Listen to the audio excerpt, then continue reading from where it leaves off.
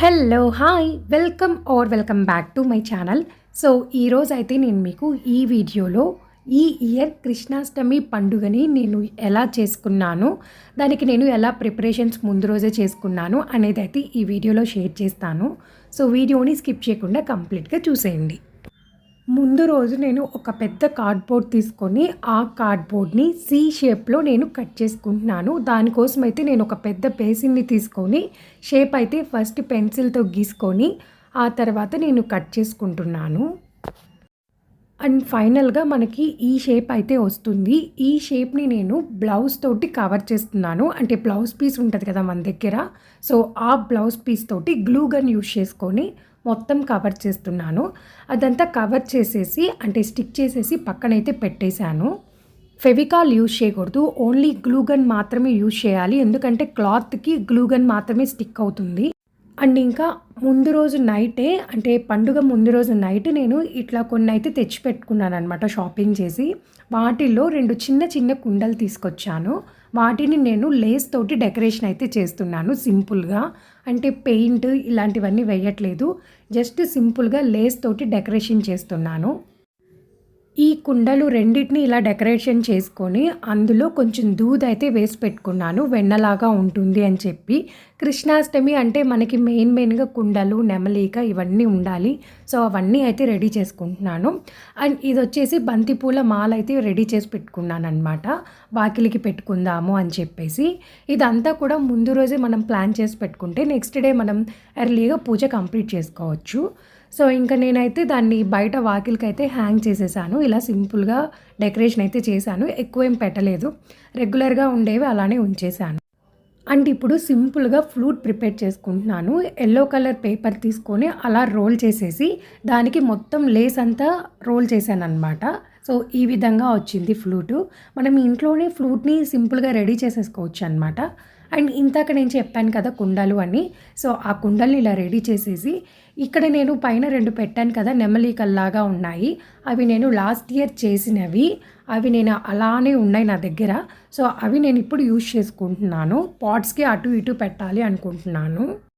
Last year Krishnashtami ఎలా చేసుకున్నాను preparations అనేవి నేను వీడియో యాడ్ చేస్తాను, ఎండ్ స్క్రీన్లో కానీ డిస్క్రిప్షన్లో కానీ లింక్ ఇస్తాను.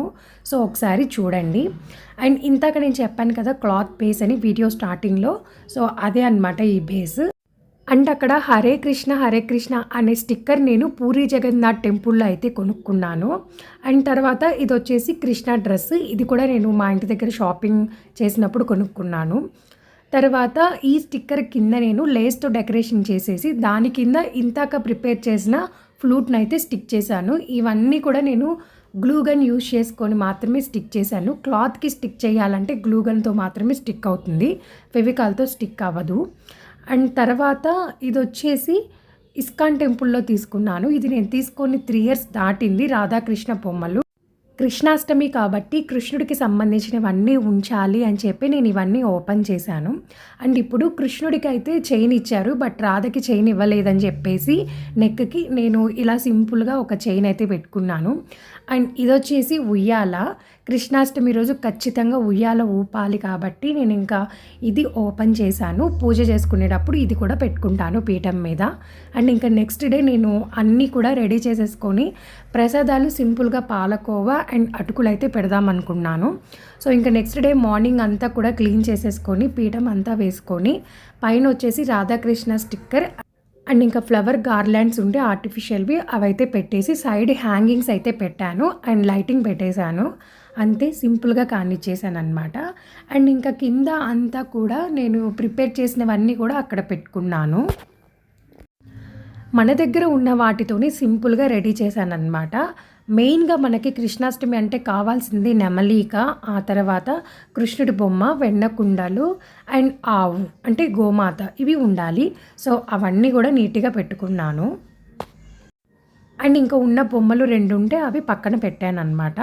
వీటితో పాటు నేను పక్కన నేను వేసుకున్న బొమ్మలు అయితే పెట్టాను. ఇంతకుముందు నేను ఆర్ట్స్ అవన్నీ వేసేదాన్ని. సో నేను కృష్ణుడికి సంబంధించినవి ఏవైతే వేసిన వాటిలో మంచిగా కలర్ఫుల్గా ఉన్నాయో అవన్నీ కూడా ఇక్కడ పెట్టుకొని భగవద్గీత కూడా పెట్టుకున్నాను. కృష్ణుడికి సంబంధించింది కాబట్టి ఇవన్నీ ఇక్కడ పెట్టాను. పూజ చేయడం అదంతా కూడా నేను వీడియో తీయలేదు. కాన్సంట్రేషన్ అంతా కూడా వీడియో మీద ఉంటుంది అని చెప్పి.